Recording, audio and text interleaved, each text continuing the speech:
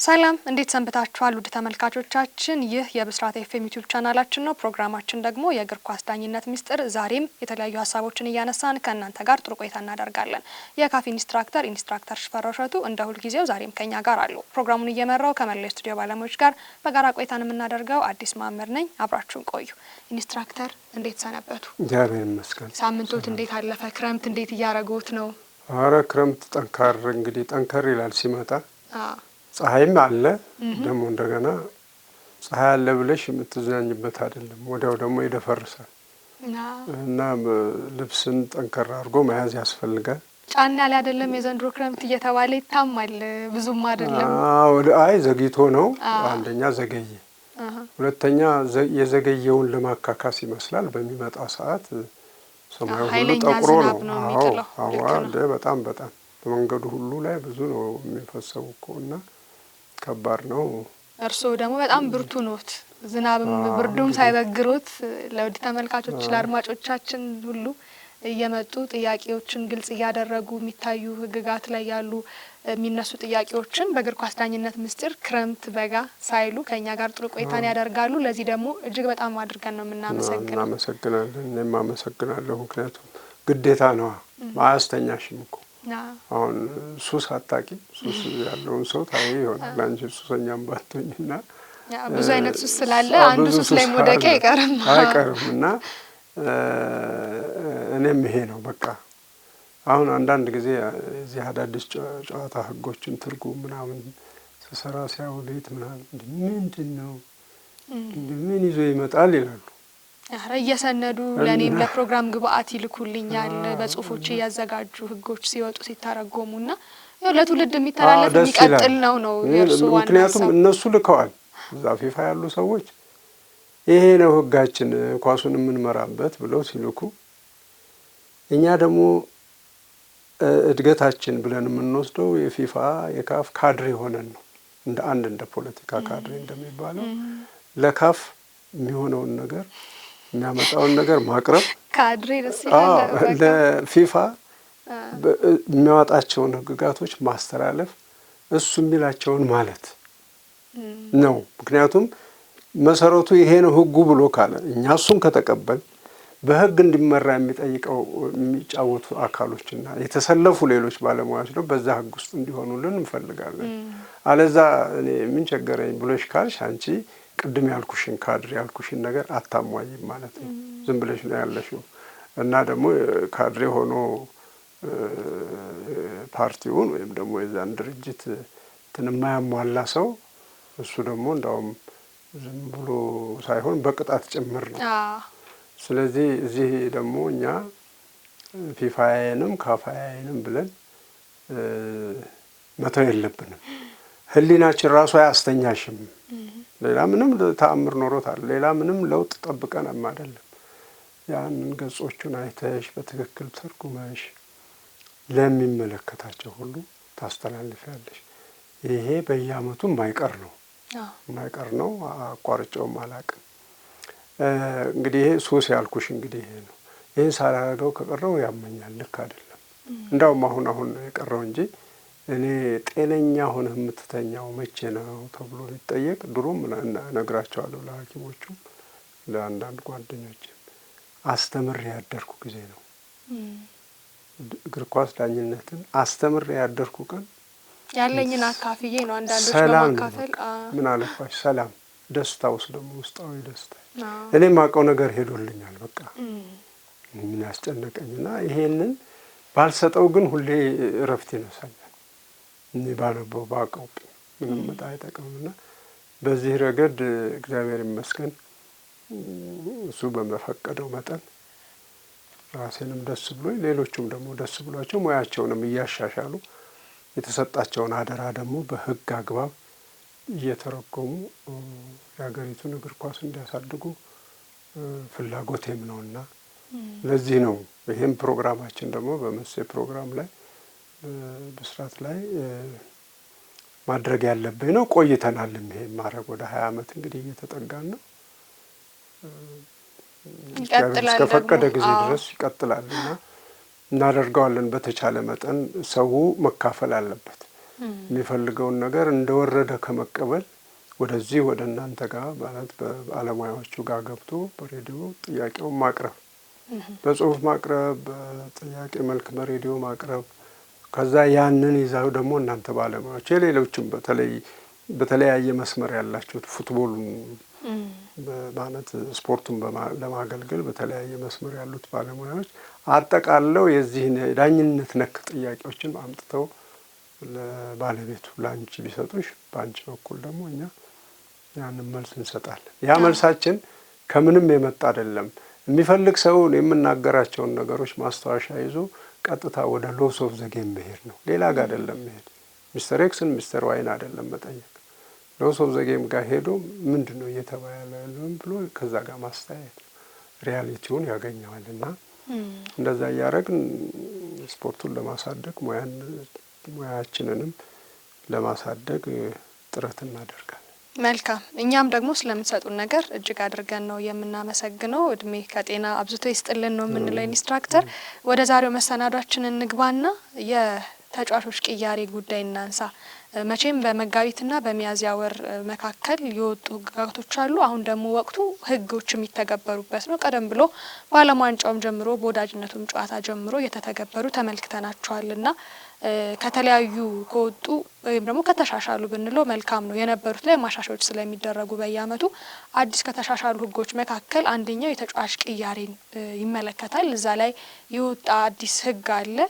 በፊት ላይኛው እንግዲህ እንደምናውቀው አንድ ቡድን በሙሉ ጨዋታ ጊዜ 3 ጨዋታ እንደየጨዋታው ወይም ደግሞ እንደ ውድድሩ መድረክ ደግሞ እስከ 5 ተጫዋች የሚቀይርበት ጊዜ አለ። ነገር ግን አሁን በተሻሻለው ህግ መሰረት የወጣ የቅያሬ ተጫዋች ህግ አለና ይህ ህግ በየትኛው መድረክ ይተገበራል? ምን ያህልስ ቁጥር ብዛት አለው አንድ ቡድን ተጫዋቾችንም ቀይሮ የሚያስገባበት የሚለውን እናንሳና እንዴት ሊሻሻል እንዴት ሊወጣ ቻለ የተጫዋች ቅያሬ ህግ የሚለውን እናንሳው። እሺ፣ አመሰግናለሁ። ዋናው ምንድነው ተጫዋቾች ቅያሬ ብለን ስንል መደበኛ ውድድር የሚካሄድባቸውን የውድድር አይነቶችን መለየት ያስፈልገናል። አንድ ሁለተኛ ደረጃቸውን ጨዋታዎቹ ደረጃዎች ለምሳሌ አሁን ተሻሻለ ብለን የምንለውን ስናነሳ በቀደም ሲል በነበረው አዘር ማችስ የሚላል ሌሎች ጨዋታዎች ህጉን ይመጣና ተጫዋቾች ይሄን 11 ተጫዋቾች ሜዳ ውስጥ ይዞ ይገባል። 7 እና ከዛ በታች ከሆኑ አይገቡም።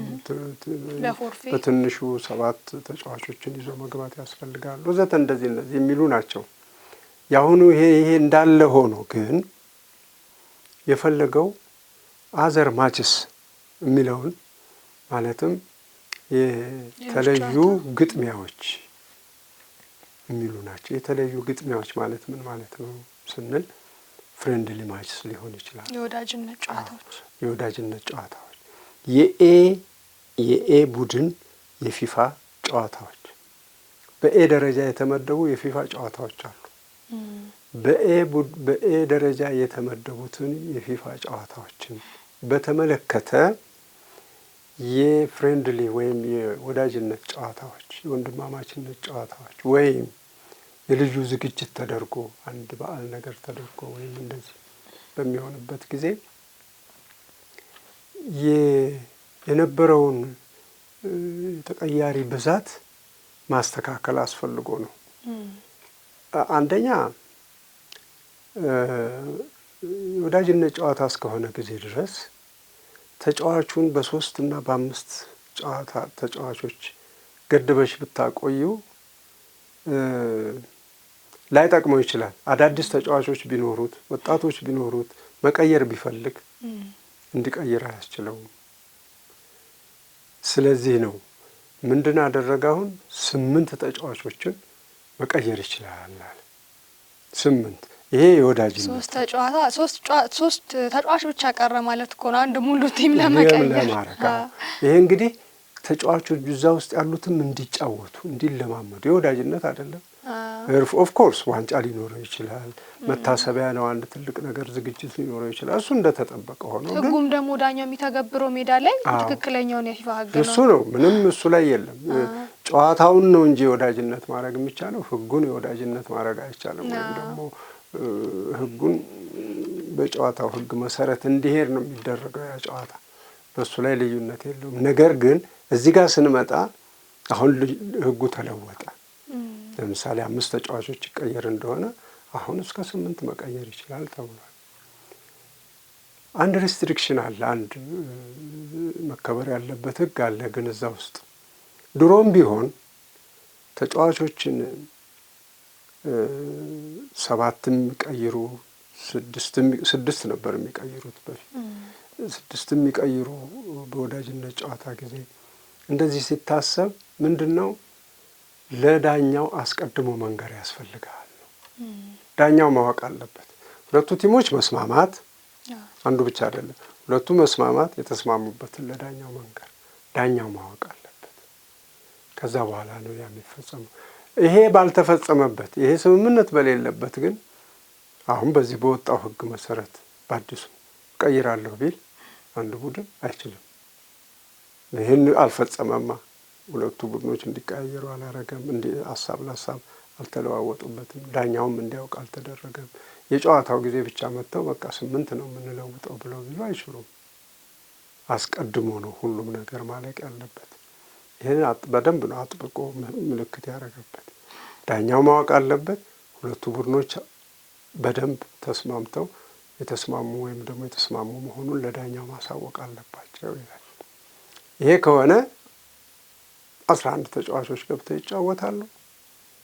8 ተጫዋቾች ሊቀየሩ ይችላሉ ማለት ነው። ከ7 ተጫዋቾች በታች አሰልፎ መጫወት አይቻልም። መጨረሻው 7 ነው። 7 ሊጫወት ይችላል። ከ7ቱ አንዱ ቢጎድል ጨዋታው ይቋረጣል።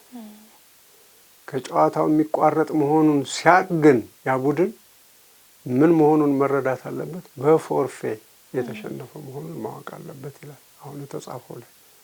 በፎርፌት ተሸንፏል። በቃ ልጆቼ 8 ነበሩ፣ አንዱ ወጣ፣ 7 ቀሩኝ፣ አንዱ ተጎዳብኝ፣ 6 ቀሩ፣ ማስገባ የለም ብሎ ሲል ያ ቡድን መሪው ያ ኮቹ ይሄን መደምደሚያ ሲደርስ ተሸንፊያለሁ ማለቱ ነው በፎርፌ። ምክንያቱም ከዛ በታች አድርጎ መጫወት ስለማይችል ሰዎች ምን ይላሉ? ለምን 5-0 እየመራ አይሆንም ያ ቡድን? 5-0 ይምራል። ግን ይሄን ነገር ከደረሰበት በፎርፌ ተሸናፊ ነው የሚሆነው። እነኛ እኮ ቲሞች ብንቆይ እኮ እናሸንፋለን አይደል የሚሉት። ስለዚህ እነሱ ባለመጫወታቸው ነው እንጂ እናሸንፋቸው ነበር ነው። ስለዚህ ፌር የሚሆነው ምንድነው? ይሄንን ቁጥር ሳያሟላ የቀረ ቲም በፎርፌ ተሸናፊ ነው ብሎ ማለቱ ነገሩን እንዲዘጋ አድርጎታልና ይሄ ነው የተለወጠው እንጂ ሌሎቹ እስካሁን ድረስ የምናያቸው የተጫዋቾች ለውጦች አልተነኩም እንዳሉ ናቸው። ይሄ ሲንቢን የምንለው አለ። ህጻናቶች የወጡ ተወሰነ ደቂቃ ተጫውተው ደግሞ እንደገና ተመልሰው የሚገቡበት ጨዋታ አለ የወጣቶች። እነሱ ሁሉ እንዳሉ ናቸው። እነሱንም ህግ አልነካም ይሄ ህግ ማለት ነው። ይሄ ነው የሚመስለው። ጥሩ ኢንስትራክተር፣ ያው አጠቃላይ ህግጋቱ ላይ ምን ማሻሻያ አለ ከተባለ እንደ አጠቃላይ የሚደረጉ ውድድሮችን ስለሚመለከት እኛም ደግሞ ለግንዛቤ የሚያክል ጠቃሚ ነው ብለን ስላሰብን ይሄንን ሀሳብ አነሳን። ወደ ዕለቱ ሌላኛው ጉዳያችን እንግባና እሱን እንመልከት። በእርግጥ ይሄን ጉዳይ አንስተናል፣ ግን እንደው በጥቂቱ ወይም ደግሞ ባጭሩ ግልጽ ለማድረግ እንሞክራለን። ይሄ ባጭሩ ግልጽ የምናደርገው ነገር ምንድነው? ግብ ጠባቂን ይመለከታል። ግብ ጠባቂ ኳስ የሚይዝበት አጠቃላይ የራሱ ህግጋት አሉ። እሱ በተደጋጋሚ በተለያዩ ፕሮግራሞቻችን ላይ አንስተናል። ነገር ግን አሁን ልናነሳ የፈለግነው ነገር እንግዲህ አንድ ግብ ጠባቂ ወደ ጨዋታ የመለሰው ኳስ ከኋላ ያለ ሌላ አጥቂ ፈጥኖ ሊጫወትበት ሲል መልሶ ዘሎ በእጁ ቢይዘው ይህ ማለት 2 ጊዜ የተጫወተ ነው የሚያመላክተው አይደለ? 2 ጊዜ የተጫወተ ግብ ጠባቂ ዳኛው ምን ሊወስንበት ይችላል፣ ዳኛው ምን ሊያደርግ ይችላል የሚለውን ነገር ብንመለከት ጥሩ ነው። ይቻላል መጀመሪያ 2 ጊዜ መጫወት? ካልተቻለስ ምን አይነት ውሳኔ ከዳኛው እንጠብቅ? አዎ ምንድነው ቀደም እንዳልሽው ተነጋግረናል በዚህ ጉዳይ። ምንጊዜም በአይምሮአችን ውስጥ ማን ደጋግመው ነገር እና በደንብ አውቀ ነው የሚቀመጠው። አንድ ተጫዋች ጨዋታው ከተጀመረ በኋላ የሚጫወተውን ኳስ ዳኛው በሆነ ምክንያት ቢያቆመው ቅጣት ምት ለሱ የሚሰጥ ቢሆን ለዚህ ለሚመራው ምክንያቱም ጥፋት ያጠፋው ሌላው ጓደኛው ቢሆን ሌላው ተጋጣሚው ቢሆን ለሱ ቅጣት ምት ቢሰጥ የተሰጠውን ቅጣት ምት የ24 ቁጥር ቅጣት ምት እዚህ ተሰጥቶታል ብለን ብንል ይሄን ቅጣት ምት መምታት አለበት። በየትኛውም አቅጣጫ መምታት ይችላል። ቀጥታም መምታት ይችላል። ወደዚህ ዘወር አድርጎም ደግሞ ለግብ ጠባቂ ሊሰጠው ይችላል። እሱ ይሻላል ካለ ምንድን ነው የሚያደርገው? ግብ ጠባቂ እዚህ ኤሪያ ውስጥ እንዲህ አድርጎ ከሰጠው በእጁ ሊይዝ አይችልም። እንደው በእግሩ ገፋ አድርጎ በጥሩ ሁኔታ ለቆመ ተጫዋች ሊሰጥ ይችላል ብሎ ካሰበ ወደዚህም ወደ ኋላ መስጠት ይችላል፣ ወደፊትም መስጠት ይችላል። ወደፊትም ከሰጠ በኋላ ግን ያመታቱ ሁኔታ ደካማ ስለነበር ኳሱን ፍጥነቱ እንዲቀንስ ካደረገ ይህ 11 ቁጥር እዚህ ስላለ ለሱ ነው የምሰጠው ብሎ ከዚህ ከመታው ኳስ ይልቅ 7 ቁጥር ፈጥኖ ከዚህ ተነስቶ የሚመጣ ከሆነ ይሄ መቷታል፣ ኳሷን በመሄድ ላይ ናት። ይሄ ደግሞ ፈጣን ተጫዋች ነው። መቶ ኳሱን ሊጫወት ሲል አሁንም ይሄ ስለሚቀርብ ትንሽ ይሄን ኳስ ዳግመኛ ይጫወተዋል። ይሄ ስህተት ነው። አንድ ቅጣት ምት የተሰጠው ተጫዋች የመታውን ኳስ ሌላ ተጫዋች ሳይነካው እሱ ደግሞ መጫወት የለበትም የሚለውን ሁሌ ማስታወስ። ደግሞ መምታት የለበትም በምንም አይነት ሁኔታ። እንደዚህ ከመታ ሁለተኛ ቅጣት ምት ይቀጣል ነው። ሁለተኛ ቅጣት ምት ለቀዮቹ ይሰጣል። ይሄ በቃ መደምደሚያ ነው። አሁን ልዩ የሚያደርገው እዚህ ላይ ለዚህ ለ4 ቁጥር ቢጫ ካርድ የሚሰጥበት ሁኔታ አለ ወይ? ቀይ ካርድስ የሚያሰጥበት ሁኔታ አለ ወይ? የሚሉ ነገሮች እነዚህ መመርመር አለባቸው። እሱን ለመመርመር ይሄ ጥያቄ የቀረበው ብዬ ነው የምገምተው። ምክንያቱም ይሄ ግብ ጠባቂ ይሄ ኳስ እዚህ ጋር መጥቷል።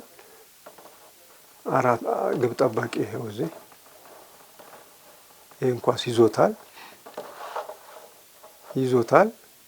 ይሄን የያዘውን ኳስ መታ ማለት ከእጁ ላይ ወደ ጨዋታው ሜዳ መለሰው እንደዚህ እየተንከባለለ ነው ኳሱ። ከዛስ በዚህ ጊዜ የዚህ መንከባለል የዚህ ኳስ መንከባለል እዚህ ጋር ሆኖ ስለሚለቀው ይሄን ኳስ ስለሚለቀው አንዳንዴ ራሳቸውን ላያስቡ ይችላሉ ተጫዋቾች። ብድቅ አርጎ ግብ ጠባቂ በዚህ ማሽከርከር ይፈልጋል፣ በእግሩ ጊዜ ለመግደል ነው። በዚህ ጊዜ ከኋላ 7 ቁጥር መኖሩን አላወቀም። ይሄ ስለዚህ ምን አረገ? ይሄን ኳስ ገፋ ካረገው በኋላ ይህችን ያህል ከሄደችለት በኋላ መልሶ 7 ቁጥር በፍጥነት መጣበት። ከኋላው ነው የሚመጣው። ይሄን ኳስ እዚህ ሊይዘው ሲል ከዚህ ዳይቭ በማድረግ በመወርወር ይሄን ኳስ እዚህ ጋር ይዘዋል። አንዴ መቶታል፣ ሁለተኛ ደግሞ ተወርውሮ ይዞታል። ጥሩ። ይሄን ቅድም ካልኩት ጋራ አንድ ተጫዋች ቅጣት ምት ተሰጥቶት ዳግመኛ ከመጫወቱ ጋራ እና ይሄኛው ምን ያገናኘዋል? ይሄ ግብ ጠባቂ ነው። ግብ ጠባቂ ደግሞ የለቀቀውን ኳስ ሌላ ተጫዋች ካልነካው በስተቀር በተለይ ደግሞ ተጋጣሚው እንጂ የራሱ ጓደኛ እንኳን ቢነካው ዳግመኛ መጫወት አይችልም። እሱ ላይ ሕጉ ጠንከር ይላል። ለምንድን ነው ይሄ እንዲህ የጠነከረው ያለ እንደሆነ ቀልድ እንዳይሆን ነው። ተከላካይ ለግብ ጠባቂ፣ ግብ ጠባቂ ለተከላካይ እያሉ በቃ ጨዋታ ነው የሚሆነው። ጨዋታም ጊዜ መግደያ። በእጁ ከያዘ ማለት ነው፣ በእጁ የሚቀጣበት ነው ማለት ነው። ስለዚህ ይሄ 1 ቁጥር ኳሷን ከለጋት በኋላ ለጋት ወይም ለቀቃት ካልን በኋላ ፈጥኖ 7 ቁጥር ሲመጣ ደግሞ እንዳይጫወትበት ቶሎ ብሎ ከዚህ ከኋላው ነው የመጣበት፣ ያዘበት፣ ዳግመኛ ያዘበት ማለት ነው። በዚህ ጊዜ ልክ እንደ ቅድሙ ተጫዋች ይህን 2 ጊዜ በመርጋቱ 1 ቁጥር በሁለተኛ ቅጣት ምት ይቀጣል፣ በቅጣት ምት ይቀጣል። በቃ ምንም ልዩነት የለውም። አሁን ሁለቱን ሌሎቹን የምናነጣጥረው ምንድነው? ይሄኛው ቅድም የመታው አራት ቁጥር ኳሷን ከመታት በኋላ በመሄድ ላይ ያለች 11 ቁጥር ደርሶ ሊመታት ሲፈልግ ወይም ከዚህኛው 11 ቁጥር ይሄኛው 11 ቁጥር ይሄኛው የቢጫው ለባሹ 11 ቁጥር በፍጥነት መጥቶ ይሄንን ኳስ ይሄ መቶታል፣ ሊይዘው ነው የሚፈልገው። አልደርስበት ካለ እንበል 4 ቁጥር ነው ይሄን ኳስ የመታው እንበል 4 ቁጥር መቶታል፣ በመሄድ ላይ ነው ግን ሊደርስበት አልቻለም። 11 ቁጥር ይሄን ኳስ ተረክቦ ይዞ ሄዶ ግብ ሊያገባ ይችላል። ተጋጣሚም ስለሆነ ችግር የለውም። አዎ ችግር የለውም። አሁን ችግር የሚሆነውና ወደ ካርድ የሚመጣው ይሄ ኳስ ተንከባሎ መጥቶ ልክ እዚህ ሊደርስ ሲል ይሄ ልክ እንደሚያገባ ይታወቃል። 4 ቁጥር መጥቶ እዚህ ኳሷን ሲነካ የዚህንም ሰውነት አንድ ላይ አድርጎ ከረገጠውና ግብ ለማግባት እድል እያለው ከሆነ ያበላሸበት ይቀጣል። አሁን በካርድ ይቀጣል። ለዚህ ነው ካርድ የሚያስፈልገው። መቼ ነው? ዴሊብሬት የሆነ ነገር ሲጨመርበት፣ ሆን ተብሎ ተንኮል ያለው ነገር ሲጨምርበት፣ ሁለተኛ ቅጣት ምት ብቻ ሳይሆን ካርድም ቢጫ ካርድ ይሆናል። የሚገባ ግብን ደግሞ አስቸግሮ ከሆነ ከልክሎ ከሆነ ደግሞ በቀይ ካርድ ይወጣል። አንዲት ናት ጥፋቷ። እሷም የመታትን ኳስ ሄዶ ዳግመኛ በመጫወቱ ነው። ከእሷ ጋር ግን እሷ በወለዳት አንድም ቢጫ ማግኘት ይችላል፣ ይሰጠዋል፣ ቀይም ማግኘት ይችላል። እና ይሄንን ተከራካሪዎቹ ይሄንን ግራና ቀኝ አድርገው ማሰብ መከራከር ማለት ማስተዋል ያስፈልጋል። ቅጣት ምት ይሁን ግብ ጠባቂም ይሁን የያዘውን ኳስ ሲለቅ ዳግመኛ ሄዶ መያዝ የለበትም። ሁለተኛ ቅጣት ምት ዳግመኛ ይዞ የሚሄደው ግን የሚገባን ኳስ ከሆነ ደግሞ ከልክሏል ማለት ነው። ስለዚህ ያ የሚፈለገው ቅጣት ምት ይሰጠዋል፣ ቢጫም ይሁን ቀይ ይሰጠዋል ማለት ነው። እና ይሄ ነው ዋናው ክርክር የፈጠረው ለዚህ ነው። መልካም ኢንስትራክተር፣ ውድ ተመልካቾቻችን ግልጽ ሆኖላችኋል ብለን እናስባለን። እኛ የዛሬን እዚህ ላይ እንቋጭና ለሳምንት ቀጠሮ ይዘን እንሰነባበት። ውድ ተመልካቾቻችን ለዛሬ ያዝነው የእግር ኳስ ዳኝነት ምስጢር ይህንን ይመስል ነበረ። በብስራት ዩቲዩብ ቻናል ላይ ብቻ ታገኙታላችሁ። የካፌ ኢንስትራክተር ሽፈራው እሸቱን እጅግ አድርገን እናመሰግናለን። ፕሮግራሙን እየመራው ከመላ ስቱዲዮ ባለሙያዎች ጋር በጋራ ቆይታን ያደረግኩት አዲስ ማመር ነበርኩኝ። እስከ ሳምንት ቸር ቆዩልኝ።